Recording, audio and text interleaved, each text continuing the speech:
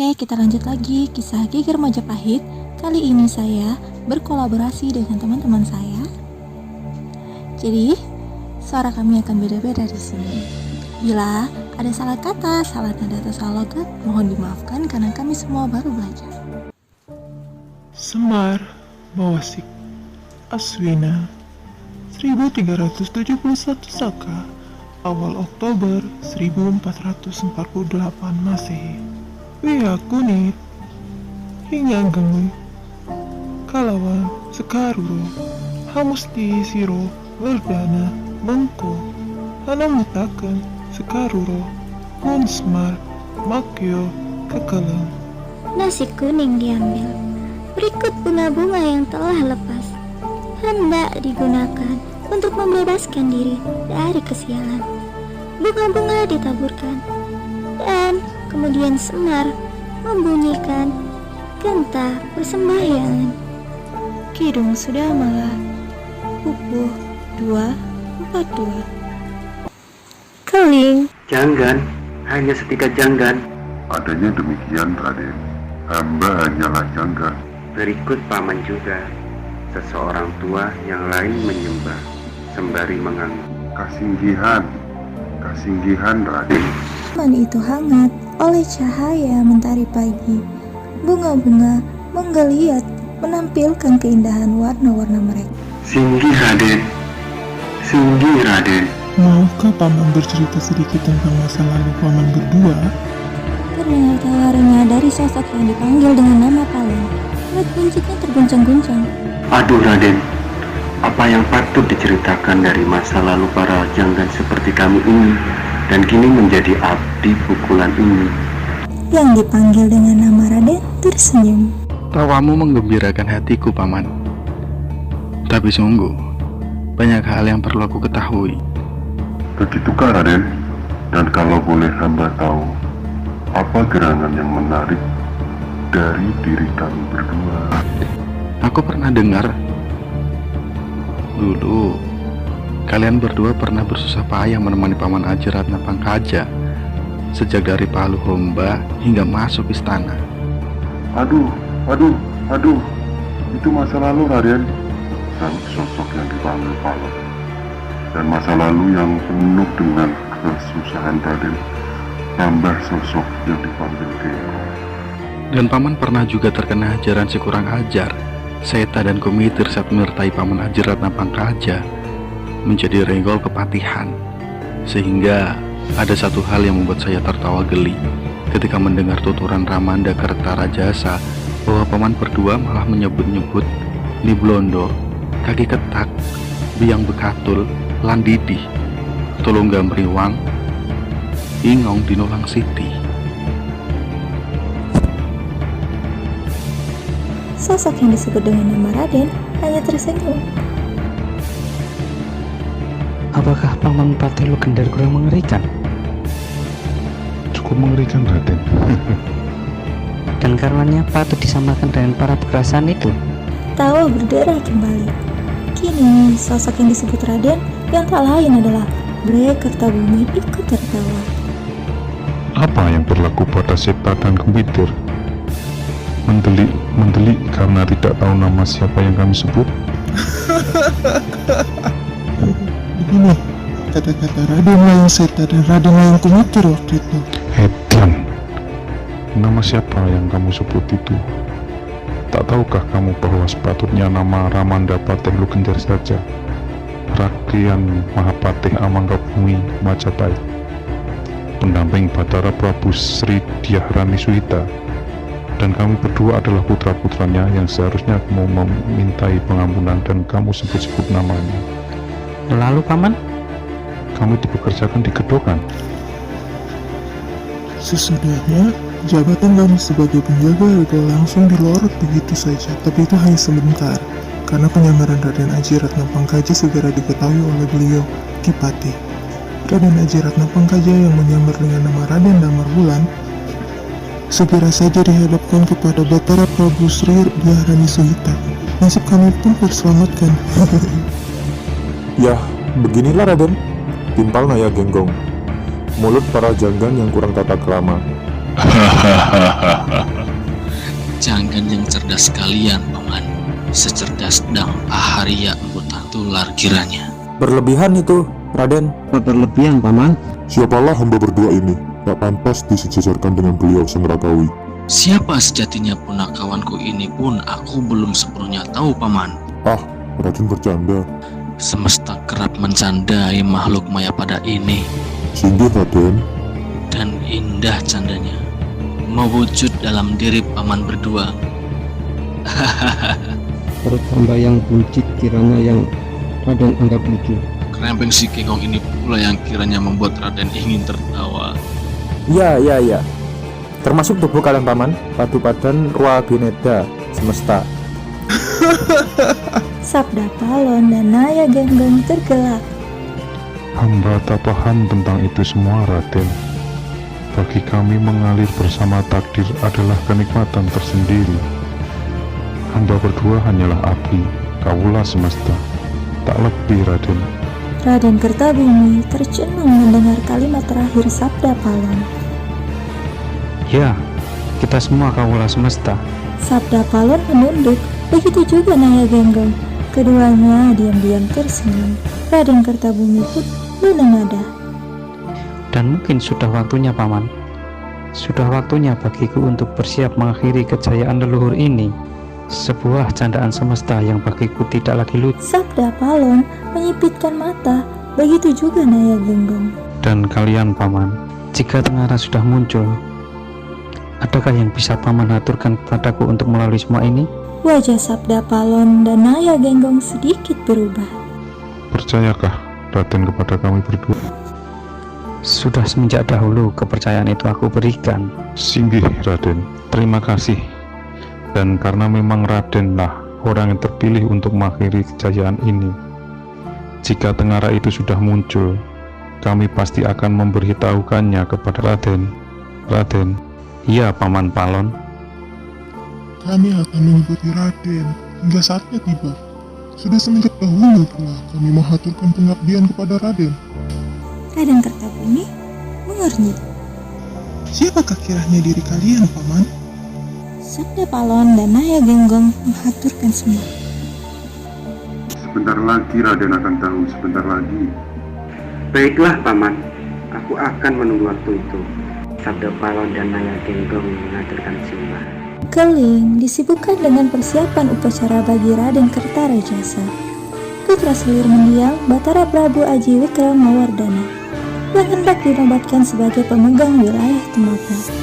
Suasana benar-benar semarak karena Raden Kertarajasa adalah Ramandra Bre Keling Karo atau Bre Kertabumi, penguasa Keling sekarang. Selepas memerintah wilayah Mataram, Raden Kertarajasa segera ditunjuk untuk memerintah Tumapel seiring penobatan kakaknya, Raden Kertawijaya, sebagai Raja Majapahit dengan Abhiseka Batara Prabu Wijaya Parakramawardhana. Bre Kertabumi memiliki 3 saudara, yaitu Bre Angkawijaya, Bre Mertawijaya, dan Bre Alit Adaningkung. Anak Raden Kertarajasa yang tertua, Bre Angkawijaya, akan ditunjuk sebagai penguasa Mataram menggantikan ayahnya dengan jabatan resmi Bre Mataram Kapanca. 2 anaknya yang lain, kakak Bre Kertabumi, untuk sementara menjabat sebagai Rakren Mahamantri Hino. Bre Mertawijaya menjabat Rakren Mahamantri Hino di Pamotan, dan Bre Alit Adaningkung menjabat Rakren Mahamantri Hino di Matahun. Daerah Pamotan saat ini dipegang Sang Pancarik Pamotan, Rakren Mahapati Pamotan, Rakren Dengung Pamotan, Rakren Kanuluhan Pamotan, Rakren Tenggungung Pamotan, dan Rakren Rangga Pamotan. Terpetik kabar, selain memegang Tumapel, Raden Kertarajasa juga akan ditunjuk untuk memegang daerah Pamotan. Sudah semenjak tahun 1406, usai perang Parekrek, Pamotan tidak mempunyai raja. Dulu, Pamotan diemban oleh Raden Kudamerta atau Raden Wijaya Rajasa, mertua Batara Prabu Hayam Wuruk, yang juga merangkap sebagai penguasa Wengker. Namun, diam-diam Raden Kudamerta memantik persaingan antara Majapahit dengan Pamotan, sehingga semenjak Batara Prabu Hayam Wuruk berkuasa di Pamotan, tersimpan api dalam sekam yang mengancam Majapahit. Raden Kudamerta menamai kedatonnya di Pamotan Kedaton Wetan. Ia menyebut kedaton yang dipimpin Batara Prabu Hayam Wuruk dengan Kedaton Kulon. Pernikahan Raden Kudamerta dengan Dyah Sri Gitarja atau Raja Dewi Maharajasa Biak tidak juga dikaruniai momongan. Ia pun mengambil Raja Saduhita Indu Dewi sebagai anak angkat. Raja Saduhita Indu Dewi adalah putri Raden Cakradara atau Raden Kertawardhana. Hasil pernikahannya dengan Rani Tribuwana Tunggadewi Jaya Wisnu Wardhani tahun 1328 sampai 1350, adik Batara Prabu Hayam Wuruk.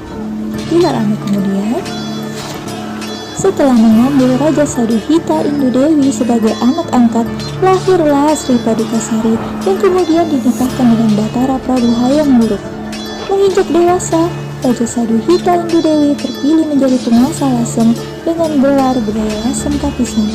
Dia mempunyai putri cantik bertubuh gemuk bernama Nagara Wardhani yang dinikahi Brewira Bumikaro, putra selir Batara Prabu Hayam Wuruk. Kedekatan sang ayah angkat Raden Kudamerta dengan sang anak angkat Raja Saduhita Indu Dewi dan sang menantu Brewira Bumikaro membuat mereka berpadu hati untuk menjadikan Kedaton Wetan sebagai bagian terpisah dari Majapahit. Ketika Raden Kudamerta mangkat pada tahun 1388, bibit perpecahan mulai menyala di permukaan. Ketika Batara Prabu Hayam Wuruk mangkat pada tahun 1389 dan Sri Aji Wikramawardhana menantunya terpilih sebagai Batara Ring Majapahit, Brewira Bumikaro, penguasa Wirabumi, segera menyatakan lepas dari Majapahit. Dia menyeret-nyeret Pamotan untuk ikut dalam kubunya. Musyawarah damai tidak juga mencapai kata sepakat. Lalu meletuslah Perang Parekrek. Perang itu mencapai puncaknya yang sangat mengkhawatirkan pada tahun 1404. 2 tahun kemudian, setelah Brewira Bumikaro terbunuh, perang pun berakhir. Wilayah Pamotan menjadi kosong tanpa raja hingga sekarang. Pagi itu, umbul-umbul merah putih terpancang di sudut-sudut keraton, berkibar-kibar di udara. Pintu gapura dihiasi janur kuning yang melingkar indah dalam berbagai pola. Bunga asana, andong, dan pudak wangi ikut menyemarakkan hiasan. Berbagai sesajen dengan asap kemenyan setinggi yang berkepulan menebarkan aroma harum yang khas. Gamelan ditabuh semenjak pagi. Suaranya mengkungkung lembut, menyimpan kegagahan yang rahasia di alun-alun luar. Keriuhan pun terjadi. Para gandek itu petugas rumah tangga keraton, anak buah para mantri di bawah kendali Rakren Nembung memekik-mekik memberikan perintah kepada para abdi dalam. Penduduk kota turut membantu mendirikan beberapa bangunan yang terbuat dari batang-batang bambu. Banyak bangunan didirikan mulai dari panggung kehormatan, panggung pertunjukan, gelanggang luas sebagai tempat adu gulat, sampai tempat-tempat perjamuan untuk menghidangkan makanan aneka rupa secara cuma-cuma. Anak-anak berlari-lari riang, gembira ke sana kemari dengan tubuh telanjang dan ingus yang sesekali mereka jilati sendiri. Para prajurit berdiri berjajar-jajar di depan keraton juga menyebar di sudut alun-alun. Ada terbetik kabar Bri Kertabumi hendak menggelar pesta selama 7 hari 7 malam sebagai wujud rasa syukur atas terpilihnya sang Ramanda menduduki jabatan di Keraton Tumapel. Pesta akan diadakan tepat menjelang penobatan Ramandanya di Tumapel. Saat ini seluruh keluarga Keraton Keling hendak menuju Tumapel meninggalkan kemeriahan di Keling. Tanpa sepengetahuan para abdi dalam, pagi itu Bri Kertabumi duduk di dalam ceruk pendarmaan. Di tengah bau kemenyan setanggi yang menggambar-gambar, penguasa Keling itu hanyut dalam samadhi. Semenjak pagi buta, dia berdiam di Curug Pendarmaan menghadap Rati Malinggayoni dalam posisi Padmasana. Posisi Padmasana itu posisi duduk bersila seperti bunga teratai. Tubuhnya Arca batu yang kokoh tiada goyah. Pendarmaan itu adalah pendarmaan Bre Matahun Kapisan, suami Bre Lasem Kapisan yang diberi nama Kusumapura, terletak di daerah Tigawangi. Ia merupakan salah satu kawasan Dharma Aji. Dulu semasa Bre Matahun Kapisan masih hidup, dia pernah mendapat petaka karena sebuah penyakit yang hampir-hampir tidak bisa disembuhkan. Kalau tidak mendapat pertolongan dari Dang Hyang Semaranata dan Dang Hyang Panawasikan, usianya tidak bakal panjang. Dan begitu dia mangkat, digulatkanlah cerita Kidung Sudamala, sebuah kidung pangruatan pada dinding-dinding pendarmaannya. Bre Matahun Kapisan mangkat pada tahun 1388. 12 tahun kemudian, sesuai kebiasaan yang berlaku dalam agama Siwa Buddha, pendarmaannya baru didirikan, yaitu tepat pada tahun 1400. Saat Prabu Wikramawardhana berkuasa, bukan tanpa alasan pendarmaannya didirikan di Keling. Di daerah ini, dulu Dang Hyang Semaranata dan Dang Hyang Panawasikan memberikan usada kesembuhan pada Bre Matahun Kapisan. Konon, di daerah ini pula Dang Hyang Semaranata dan Dang Hyang Panawasikan menghilang tak tentu rimbanya. Menghilang semenjak perang Mubat terjadi dan sudah menjadi wasiat Bre Matahun Kapisan bahwa dirinya ingin didarmakan di Keling begitu meninggal. Dua nama itu, Dang Hyang Semaranata dan Dang Hyang Panawasikan, adalah dua nama yang tetap menjadi tanda tanya besar di relung batin Bre Kertabumi.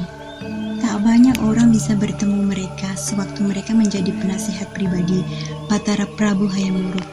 Bahkan, Rakrian Mahapati Gajah Mada jarang bisa bertemu dengan mereka. Hanya sekali terdengar kabar, mereka pernah melerai pertikaian antara Prabu Linggabuana, Raja Sunda, dan Rakrian Mahapati Gajah Mada, ketika pasukan Sunda dan Majapahit sudah berhadapan-hadapan di Pelagam Gubat.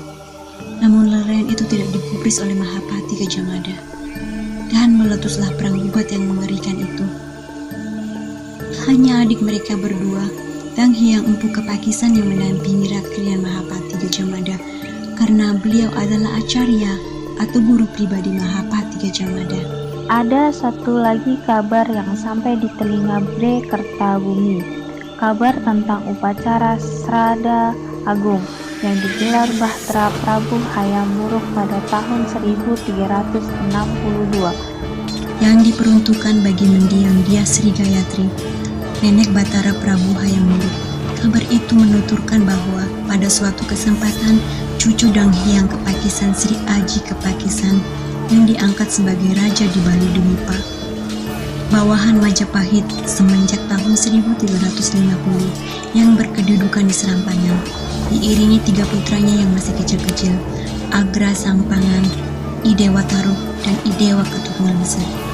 Masing-masing berusia 12, 10, dan 7 tahun, ikut menghadap ke Majapahit demi menghaturkan sembah kepada mendiang Dia Sri Gayatri. Selepas upacara Srada Agung, menurut penuturan Dang Acarya Wiryatama, dan beliau pun menurut ramandanya, keluarga kerajaan Serampangan sempat berkunjung ke Keling dan bertemu dengan Dang Hyang Semarantana serta Dang Hyang Panawasikan. Pada saat itu, Sri Aji Kresna Kepakisan memohon agar mereka berdua bersedia tinggal di Baludwipa. Tetapi mereka menolak dan menyatakan bahwa kedua putranya kelak yang akan tinggal di Baludwipa dan akan mendampingi cucu Sri Aji Kresna Kepakisan. Cucu dari anak mana yang dimaksudkan? Menurut mereka berdua, cucu dari putra Sri Aji Kresna Kepakisan yang paling tampan, yang telah mendapat anugerah keris Sang Naga Basuki dari Batara Prabu Hayam Wuruk sendiri. Itu berarti dia adalah putra bungsu Sri Aji Kresna Kepakisan, Idewa Ketut Mulesir. Dan pesan terakhir mereka dari tangan anak berusia 7 tahun itulah kejayaan Majapahit masih akan bertahan hingga masa-masa mendatang. Sebagai pertanda, jika rombongan keluarga kerajaan Samprangan melewati Bengawan Canggu, sewaktu hendak pulang ke Bali Dwipa, hanya melewati anak itu, keris sang naga Basuki yang terjatuh ke aliran Bengawan akan muncul dengan sendirinya. Sri Haji Kresna Kepakisan kemudian mohon pamit dengan terlebih dahulu meminta dianugerahi tirta pangruatan agar terhindar dari segala mara bahaya. Tirta tersebut pun diberikan setelah diberkati Dang Hyang Semaranata dan Dang Hyang Panawasikan dengan Kidung Suci Sudamala.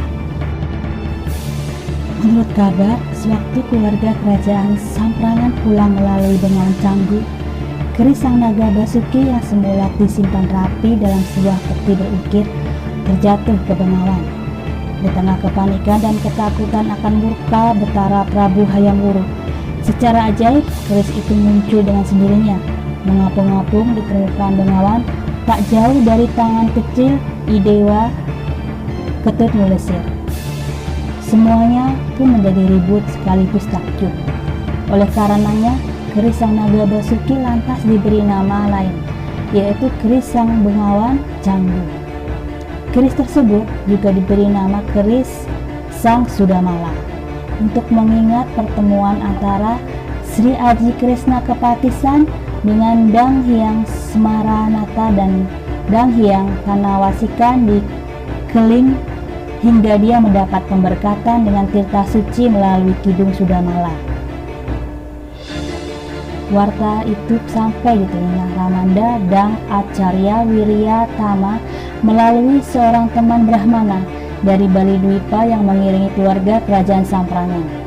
Semenjak pertemuan itu tidak pernah lagi terdengar kabar tentang Dang Hyang Semaranata dan Dang Hyang Panawasikan. Mereka raib seperti ditelan bumi, hilang tanpa jejak. Hingga suatu ketika ada dua sosok aneh yang asal-usulnya sama sekali tidak diketahui. Dua sosok yang tiba-tiba berada di Pasraman Paluhomba, menjadi siswa Bengawan Musti Kamaya dengan tingkatan jejangan. Tingkatan siswa Pasraman Siwa Buddha berturut-turut dimulai dari Cantrik, Manguyu, Jejangan, Ulu Gantung, Cekel, Wasi, Resi, dan Bengawan. Dua sosok yang ciri-cirinya mirip dengan Dang Hyang Semaranata dan Dang Hyang Panawasikan. Jika dua siswa itu adalah Dang Hyang Semaranata dan Dang Hyang Panawasikan, mengapa mereka mengambil tingkatan jejangan? Mengapa pula tidak serta-merta mereka membuka pasraman sendiri? Bukankah mereka sudah pantas menyandang gelar bangsawan? Dan mengapa pula mereka memakai nama aneh layaknya Sudra, Sabdo Palon dan Naya Genggong? Ya, Janggan Sabda Palon dan Janggan Naya Genggong. Sabda bermakna ucapan, Palon bermakna ketetapan, Naya bermakna perwajahan.